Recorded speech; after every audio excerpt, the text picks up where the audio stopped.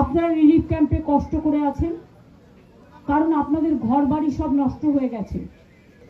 আমি আগের দিন এসেছিলাম, কিন্তু নাগরাকাটা ঢোকার আগের যে ব্রিজটা ছিল সেটা ভাঙা ছিল, ফলে আমরা আসতে পারিনি, অর্ধেক রাস্তায় এসে ফিরে গেছি। সেই ব্রিজটা আমরা করে দিয়েছি, এখন ওটা ঠিক হয়ে গেছে। পিডব্লিউডিকে থ্যাঙ্কস এবং ইঞ্জিনিয়ারদের। আজকে আপনাদের জন্য নদী পার হয়ে আপনাদের যাতায়াত করতে হচ্ছিল রাবার বোটে।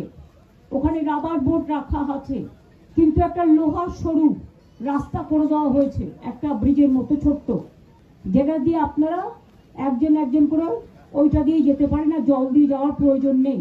আপনাদের এখানে স্পেশাল ক্যাম্প চলছে।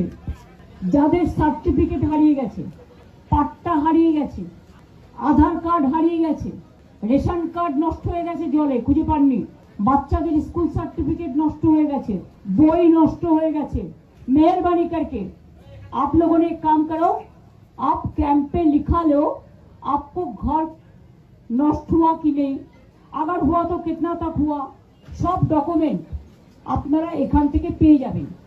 আপনাদের নাম লিখে সব ডিটেইলস লিখে পরে এগুলো আপনাদের কাছে পৌঁছে দেওয়া হবে।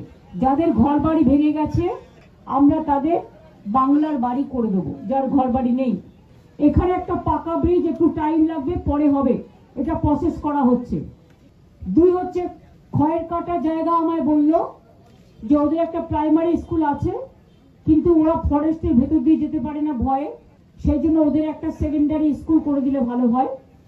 আমি ওই প্রাইমারি স্কুলটাকে এডুকেশন মিনিস্টারের সাথে কথা বলবো যাতে সেকেন্ডারি করে দেওয়া হয়। যারা মারা গিয়েছিল তাদের সকলকে আমরা 5 লাখ টাকা করে দিয়েছি। প্রায় 27টা পরিবার, কুচবিহারেও 2 জন আছে, তাদেরও দিয়ে দেওয়া হয়েছে। এবং হোমগার্ডের চাকরি নাগরাকাটা এবং কুচবিহারকে দিয়ে দেওয়া হলো, স্পেশাল হোমগার্ডের চাকরি